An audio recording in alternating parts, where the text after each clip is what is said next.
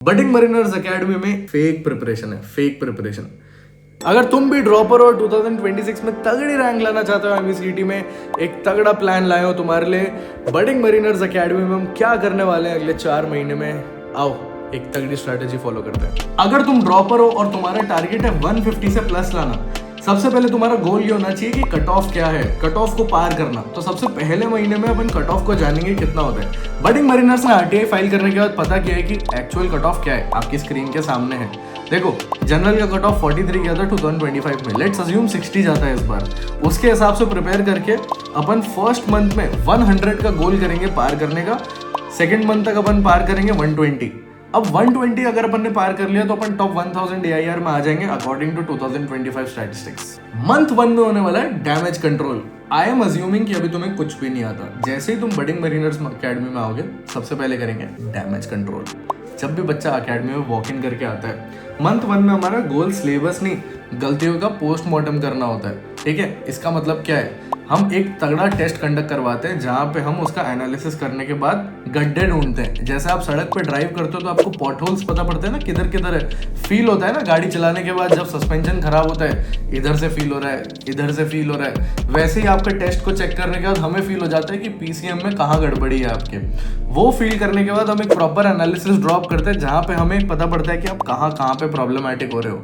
वो एनालिसिस के बाद हम टीचर्स को इन्फॉर्म करते हैं एंड उसके बाद आपकी स्ट्रेटेजिक क्लासेस होती है जहाँ पे आपको उन लेसन्स पे ज़्यादा फोकस करवाया जाता है जिसमें आप वीक हैं। तो करना क्या है, फोकस वीक चैप्टर्स को आइडेंटिफाई करा के, मैथ्स एंड फिजिक्स को दोबारा करवा के, इंग्लिश ग्रामर पे स्पेशली ज़्यादा फोकस करवा के, क्योंकि स्पॉन्सरशिप पे बहुत ज़्यादा मैंडेटरी है, एंड स्टैटिक जीके पे बहुत ज़्यादा फोकस करना है। मर्चेंट नेवी के एस्पिरेंट हो एंड डाउट क्लियर करना चाहते हो 1-on-1, देखो ऑलरेडी एक गूगल मीट चल रही है, तुम्हारी भी मीट हो सकती है। एस्पिरेंट से लेके मेंटोर तक, नीचे कैलेंडली का लिंक दिया है, भर लो जाके फटाफट इसको।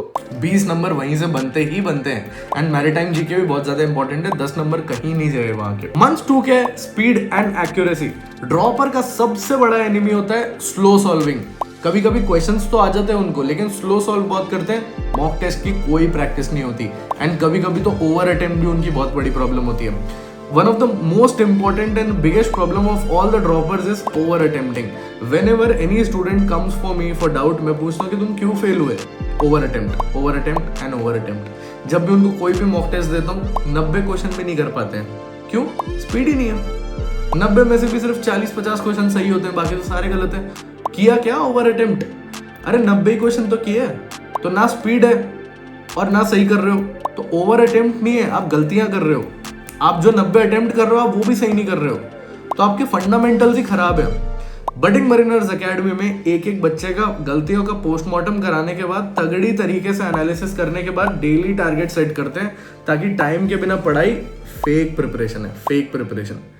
ढंग से प्रिपरेशन कर रही है। यही प्रिपरेशन का पार्ट अगर आपको भी बनना है और 1-on-1 पढ़ाई अपनी करवानी है with daily custom module and preparation, फटाफट आ जाओ बडिंग मरीनर्स एकेडमी।